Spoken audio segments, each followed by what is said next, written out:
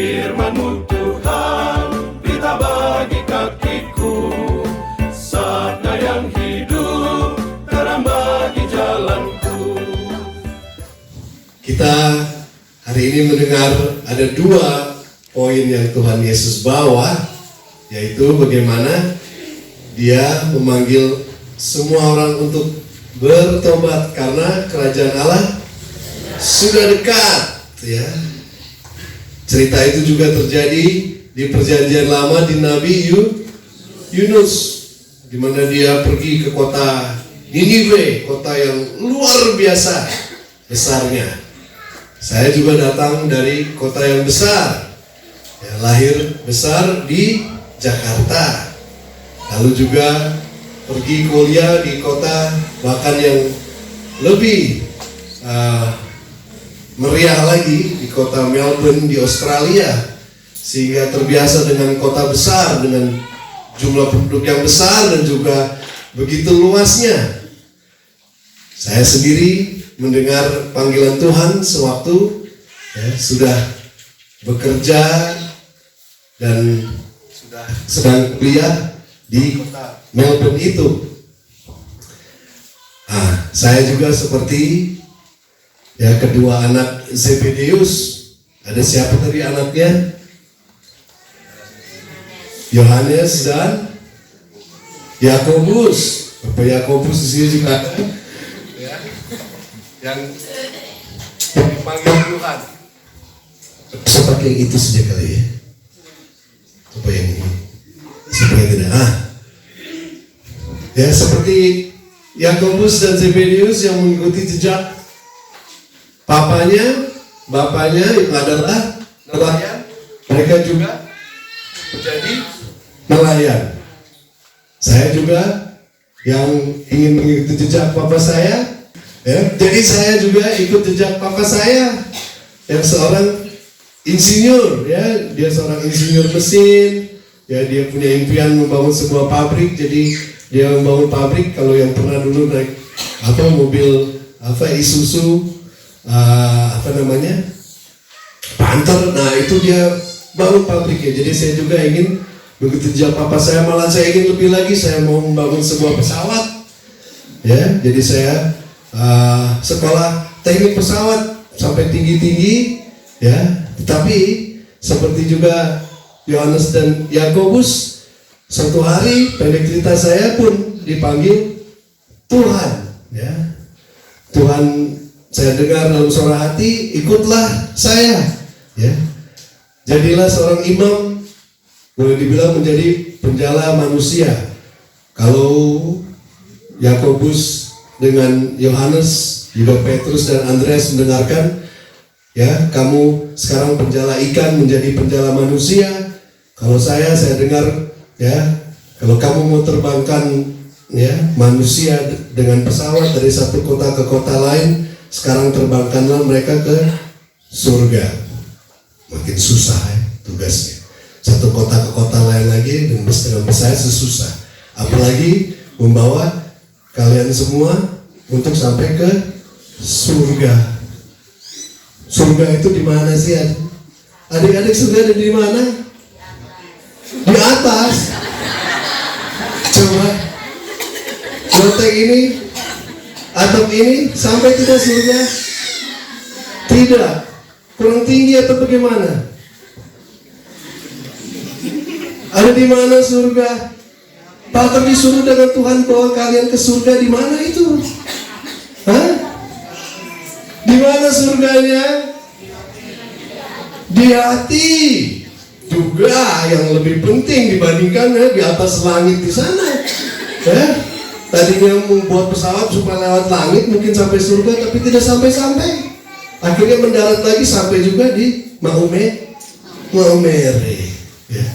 Ternyata surga itu sudah dekat. Surga ada di hati kita. Kerajaan surga sudah dekat. Bertobatlah. Karena kita biasanya sulit sekali.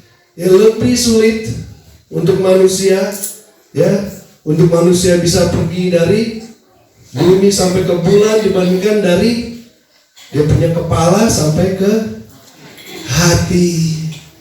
Perjalanan yang lebih panjang itu dari kepala sampai ke hati kita, di mana kita ya hanya kenal saja tuh, oh Tuhan baik, ya Tuhan sayang kita, ya Tuhan Maha Pengampun, tapi hanya kenal di kepala. Sekali sudah mulai susah, sekali sudah mulai ada cobaan hidup, kadang-kadang kita katakan, Tuhan kamu tidak peduli dengan saya, Tuhan kamu tidak adil. Ada yang pernah begitu, merasa begitu? Tidak ada. Di sini semua suci semua, Tuhan kamu tidak sayang sama saya. Kenapa kamu buat saya sakit? Kenapa kamu buat saya susah? Kenapa anak saya begini? Kok tetangga saya lebih diberkati daripada saya? Ada yang pernah merasa begitu? Tidak dan ada, macam-macam, ya. Belum lagi kalau Tuhan panggil kita, ya, ayo lakukan ini untuk saya, ikut saya. Kira-kira biasanya dari hati itu jawabannya seperti apa? Kalau waktu itu saya dengar panggilan Tuhan, lalu saya bertemu dengan Pater, itu saya bilang, Pater, saya rasa saya dengar panggilan Tuhan. Sekarang saya umur sekitar 33, ya, saat Tuhan Yesus sudah dipanggil ke surga. Tapi saya pikir nanti dulu, saya masih mau buat ini Tuhan, saya masih mau bangun pesawat lah, saya mau buat ini, nanti saya umur 40 saja saya masuk, ya. Nanti dulu Tuhan, saya masih banyak urusan, saya mau mencari uang dulu, saya masih mau membahagiakan si ini. Pernah berkata begitu kepada Tuhan? Sering. Tuhan kamu, saya mau, tapi nanti Tuhan. Artinya Tuhan itu nomor berapa dalam hidup Anda dan saya? Nomor 1 kah? Terakhir.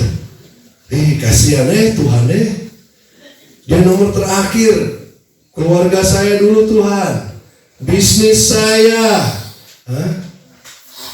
usaha saya, rumah saya dulu Tuhan, kebun saya dulu Tuhan, baru kamu yang terakhir.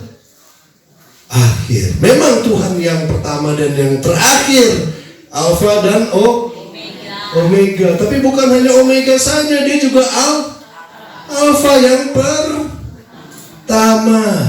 Betapa sulitnya kita bangun pagi, lalu yang kita berikan waktu kita yang pertama untuk Tuhan.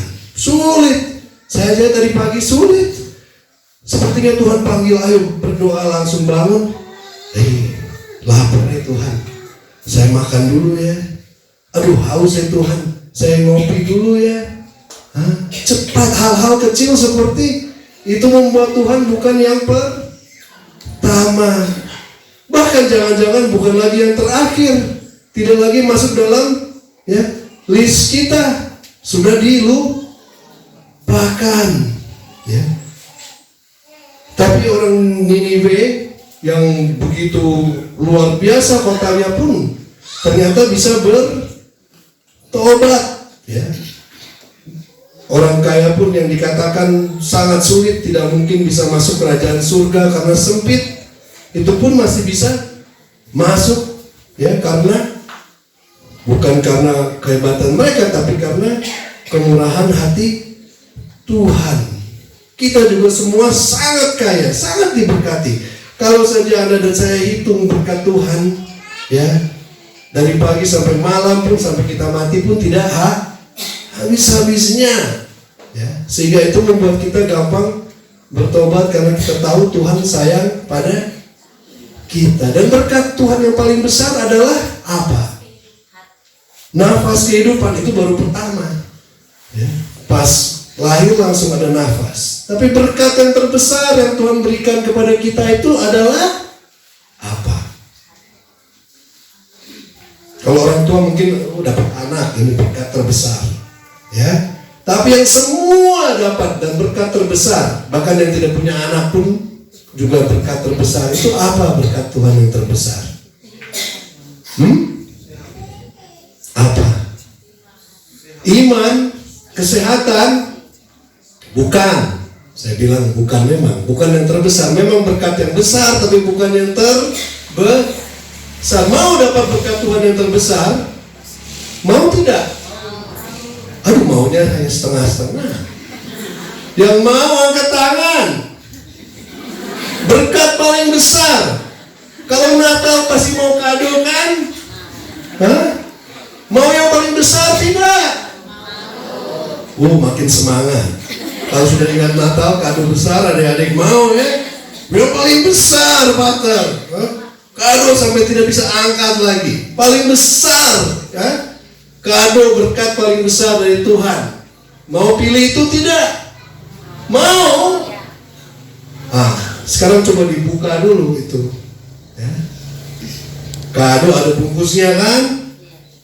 Apa itu di dalamnya? Sudah tahu belum?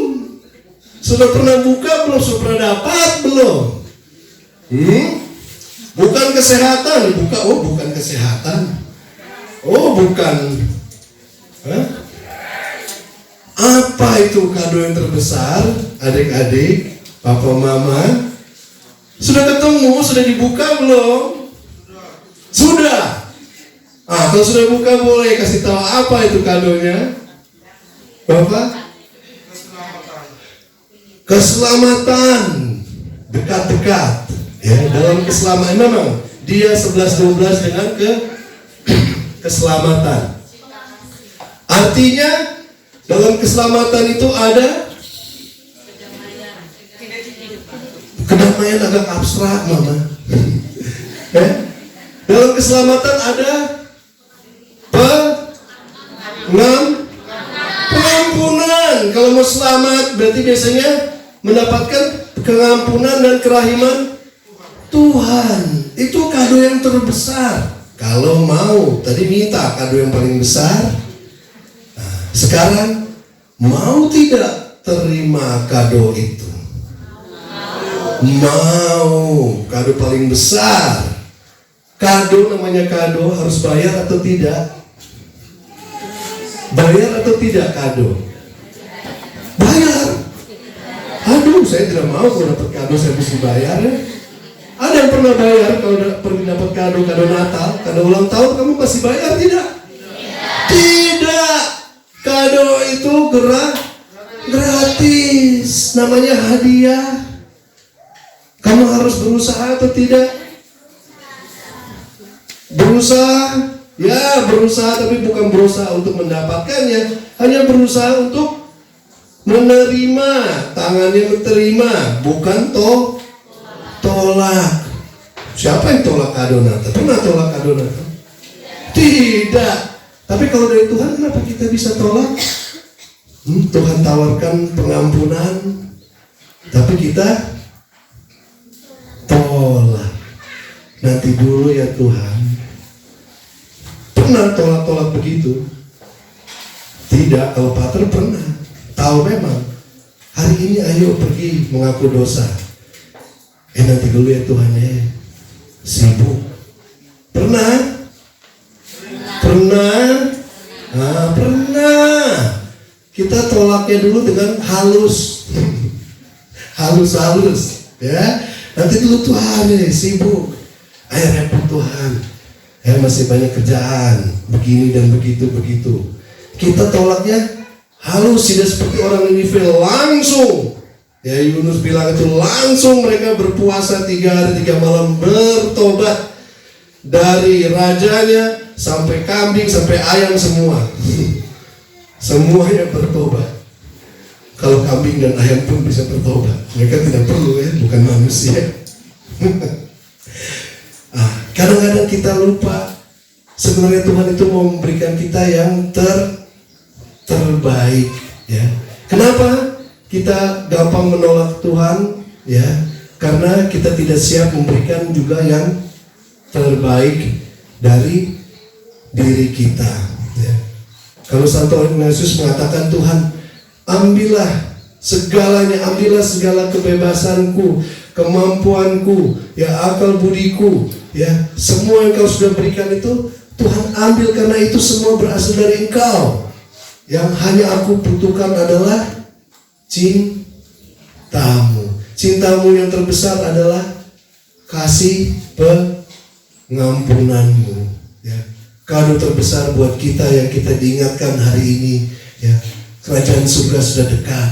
Ya, dekat saja. Kalau kamu dengar di hati bagaimana saya mengasihi engkau dan mengampuni engkau, kamu sudah temukan kerajaan surga itu. Mau tidak hari ini ya kita dengarkan panggilan Tuhan. Sekali lagi Tuhan panggil kita, kerajaan surga sudah dekat. Kita bertobat. Saat Petrus dipanggil pun di Injil yang lain dia mengatakan, ya Tuhan tinggalkan saya karena saya orang berdosa. Tapi kenyataannya dia hanya ngomong saja, tapi dia ikut terus dengan Tuhan Yesus. Dia tinggalkan semuanya. Saya juga tidak tahu kenapa. Saya tinggalkan semua. Cita-cita menjadi seperti bapak saya pun saya tinggalkan semua. Insinyur apa semua, ya pesawat, tinggal semua. Ya ambil semua Tuhan. Ya kebebasan saya, kemampuan saya, ya segala sarjana, master, apa, dokter, ambil semua. Ya berikan saya hanya cinta-Mu Tuhan. Mau cinta Tuhan? Mau memberikan kepada Tuhan segalanya? Mau. Luar biasa. Jadi kalau mau, saya tutup dengan sebuah lagu, ya, sebuah lagu yang mengatakan kita mau berikan segalanya dan kita mau hanya cinta kasih Tuhan. Kebebasan, kemampuan, akal budiku, segala harta milikku, pengetahuan, pengertian, seluruh hasratku, ku berikan dalam tangan-Mu Tuhan. Semua milikku,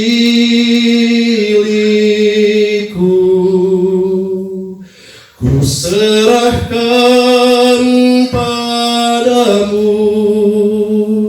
Pakailah hidupku demi kemuliaan-Mu, sesuai rencana-Mu. Kebebasan, kemampuan, akal budiku, segala harta milikku, pengetahuan, pengertian, seluruh hasratku, ku berikan dalam tangan-Mu Tuhan. Semua milikku,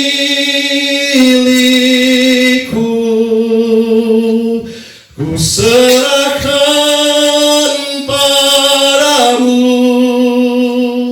Pakailah hidupku demi kemuliaan-Mu, sesuai rencana-Mu.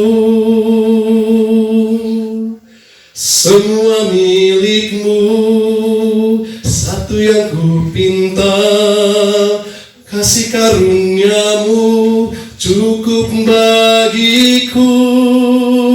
Semua milik-Mu, satu yang ku pinta, kasih karunia-Mu cukup bagiku, cukup bagiku. Semua milikku, ku serahkan padamu. Pakailah hidupku demi kemuliaan-Mu, sesuai rencana. rencanamu. Pakailah hidupku demi kemuliaan-Mu, sesuai rencanamu, sesuai rencanamu.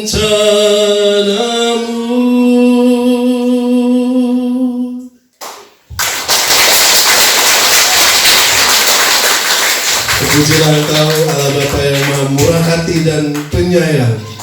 Engkau begitu sayangnya pada kami.